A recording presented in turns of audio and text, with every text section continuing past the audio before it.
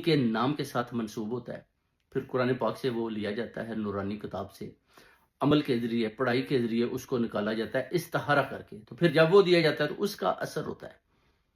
وہ بندشیں توڑتا ہے، 40 دن تک وہ چلتا ہے جو اس کی مدت ہوتی ہے، اس کے بعد پھر نیا وظیفہ دے دیا جاتا ہے۔ جب اگر سامنے والا کہتا ہے کہ مجھے ایک اور وظیفہ دے دیں، آپ نے جو وظائف دیے اس میں طاقت ہے، جب طاقت ہوتی ہے تو پھر ان کا کام ہوتا ہے، جب کام ہوتا ہے تو وہ خود ہی بولتے ہیں، آپ کو تو ضرورت نہیں ہوتی، بکرے بھی دیتے ہیں، ان کی بندشیں ختم ہو جاتی ہیں، جب بکرے نکل آتے ہیں تو بکرے کے بعد پھر جب پڑھائی شروع ہوتی ہے تو ان کے سارے معاملات فرشتوں کی مدد سے ٹھیک ہو جاتے ہیں۔ تو یہ جو میں نے بتایا ہے سم بکم امجم فہم لا یرجعون، یہ بیسیکلی آپ نے پڑھنا ہے 313 دفعہ، ایک دفعہ اپنے سورہ فلق، ایک دفعہ سورہ ناس، اس کے بعد 7 مرتبہ اول اور آخر درود پاک شریف پڑھنا، اس کے بعد آپ نے یہ ہدیہ فرشتوں کی نظر دے دینا، انبیاء کرام کی نظر کر دینا، حضرت بی بی فاطمہ الزہرا کی نظر کر دینا، اس کے بعد آپ دیکھیں گے کہ 13 فرشتے بھاگتے ہوئے آئیں گے اور انشاءاللہ آپ کا یہ ہدیہ لے کر اللہ کے حضور میں حاضر ہو جائیں گے اور ادھر جا کر سفارش کریں گے کہ آپ کا یہ بندہ یا بندی اس وقت بڑی مجبور ہے اور آپ کو ہدیہ پیش کر رہی ہے، اور جن کے صدقے ہدیہ پیش ہو رہا ہے، آپ کو پتہ ہے کہ پھر اللہ تعالیٰ کی ذات جنہوں نے خود 4 دفعہ اے محمد، حضرت محمد صلی اللہ علیہ وآلہ وسلم کی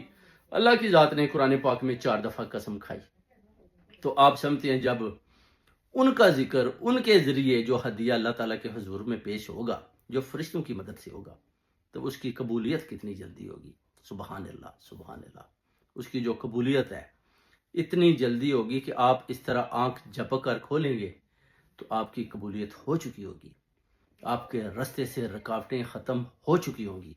آپ کے اوپر جو کالے جادو کے وار کیے گئے ہیں وہ ختم ہو چکے ہوں گے، ان کو جڑوں سے اکھاڑ کر فرشتوں نے باہر پھینک دیا ہوگا،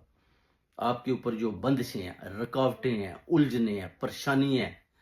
جو آپ کے اوپر رکھی گئی ہیں، ان کو ہٹا دیا جائے گا، فرشتے اپنے پر مار کر ان کو آپ کے رستوں سے ہٹا دیں گے اور آپ کی منزل اس طرح قریب آ جائے گی کہ آپ کو دور کی منزل بالکل سامنے دکھائی دے گی۔ یہ ایسے وظیفے ہیں، یہ ایسے عمل ہے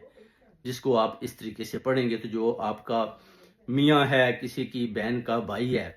اس طرح کے چنگل میں پھنس چکا ہے، تو اس کو واپس لانے کے لیے آپ نے یہ پڑھنا ہے، اور فجر کی نماز میں آپ نے یہ پڑھنا ہے، عشاء کی نماز میں آپ نے یہ پڑھنا ہے، اور اس کے بعد بیٹھ کر آپ نے